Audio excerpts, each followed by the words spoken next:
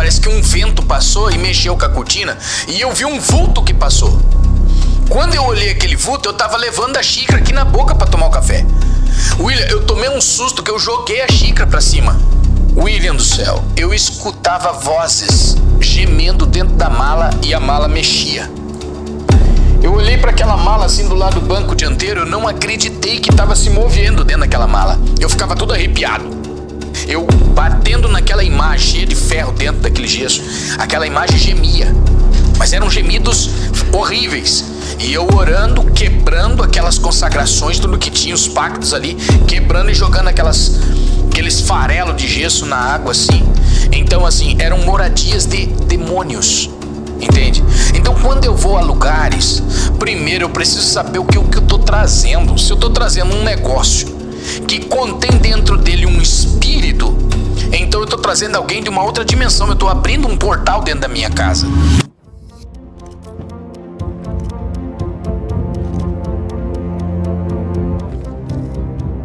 E numa bela noite, eu levantei para tomar aquela xicrinha de café. Fui no banheiro, quando eu passei, eu peguei e parei e olhando pra janela de casa assim, ó. Olhando na janela da cozinha, olhando, tinha cortina, tudo. Quando eu enchi a minha xícara de café pra mim tomar, a cortina fez assim. Ela abriu, parece que um vento passou e mexeu com a cortina e eu vi um vulto que passou.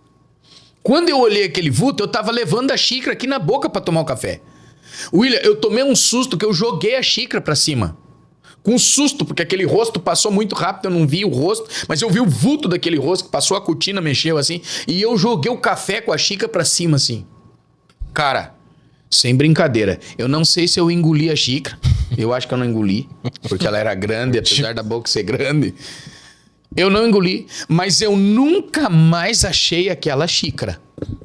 Pra mim foi algo assim, cara, inexplicável. Se você perguntar onde ela foi parar, não sei.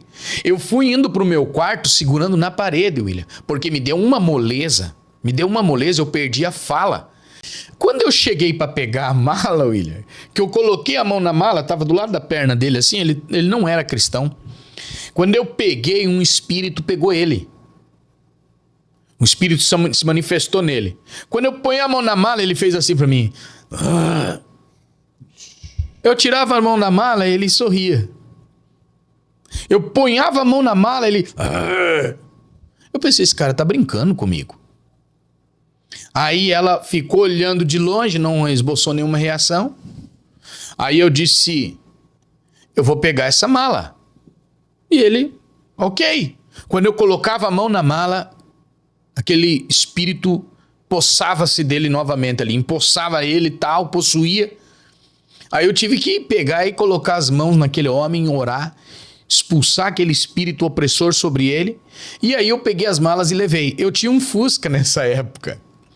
E eu coloquei as malas, como porta-mala do Fusca, só Jesus. Na casa eu coloquei dentro do Fusca, uma na frente e outra no banco de trás. E eu levei porque na casa do meu pai, nos fundos, tinha um espaço grande. Eu pensei, eu vou queimar lá.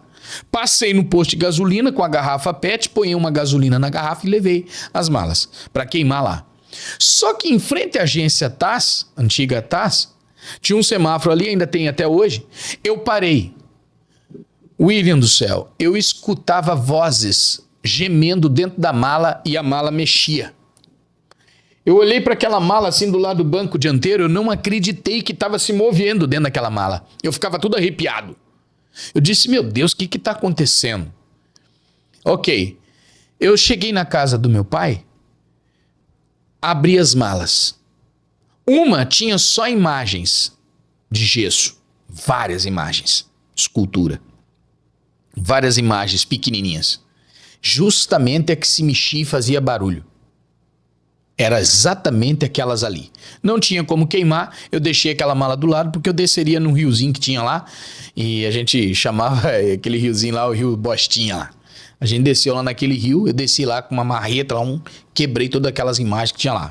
Fiz toda a quebra, né? E quebrei aquelas imagens. E aí eu coloquei fogo, ateei fogo naquela outra mala que continham roupas. Continha um monte de coisa que não vem ao caso falar aqui, mas era muita coisa de consagrações, enfim, era algo terrível. E eu destruí, então, aquela lá. Meu pai quis me ajudar, inclusive. Eu disse, pai, deixa que isso aqui não dá. Não, filho, em nome de Jesus, foi lá. A mala explodiu, cara. Voou uma peça de roupa quente no braço dele, queimou ele assim, ele saiu pinado. Entende? Aí fiz aquela destruição. E aí, quando eu desci lá no rio, com aquela marretinha pra quebrar aquelas imagens, elas gemiam. Eu sentei numa pedra assim que tinha na beira da água. Era uma água que corria assim. Eu batendo naquela imagem cheia de ferro dentro daquele gesso. Aquela imagem gemia. Mas eram gemidos horríveis. E eu orando, quebrando aquelas consagrações, tudo que tinha, os pactos ali, quebrando e jogando aqueles farelos de gesso na água assim. Então, assim, eram moradias de demônios. Entende? Então, quando eu vou a lugares, primeiro eu preciso saber o que eu estou trazendo. Se eu estou trazendo um negócio que contém dentro dele um espírito, então eu estou trazendo alguém de uma outra dimensão. Eu estou abrindo um portal dentro da minha casa. E dali ele vai se esconder. Eu já cheguei para fazer libertação em casa de pessoas que o espírito estava dentro de objetos, bonecos. A gente já falou tanto dessa história, né? Objetos dentro dessa casa que ostentava ali dentro uma ação espiritual, um demônio escondido ali, um espírito opressor guardado ali dentro que se fazia ali de esconderijo. Enfim, não havia segurança nessa casa. Às 3 da manhã, essa aqui, mano, essa aqui cobra do indivíduo. Isso aqui é um portal que quem acessa esse portal, mano, às 3 horas da manhã, porque primeiro, pouca gente tá nesse portal. Tem muita gente que tá num portal, mas não do bom nessa hora. Isso, tem muito mal intencionado aí, né? Muito mal intencionado. 3 horas da manhã pode ser um portal pra maldição, né? Prostituição, pecados, enfim, tudo nessa hora aí. Ou, né? Jesus aparecendo por cima das águas, 3 horas da manhã, eles navegando lá, lembram? Naquela penumbra, naquele espaço onde não dava para ver nada lá. Então o dia bíblico ele é composto por 12 horas diurnas, com a primeira hora começando às 6 da manhã. Então as horas do dia eram contadas a partir do amanhecer. Então das 6 da manhã até o pôr do sol, né? Pôr do sol. Vamos lá. Aí tá aberto aqui 8 portais pra gente. Resumidamente, tá? Você sabe que eu acordo muito às 3 da manhã, cara. Eu acordo, eu desperto 3 horas. E quando eu desperto, eu já sei. Eu já faço uma oração ali, já começo a cobrir todo mundo. Levantar as barricadas, que teve uma vez que o pastor pregou isso na vigília. Isso tem quantos anos que você pregou isso na Bíblia? Lá na vigília? Você tem mente. O pastor pregou uma vez uma mensagem na mata, numa vigília, falando sobre a gente levantar as barricadas, que é colocar aquele... Na hora da guerra, né, Lia? Na hora da guerra.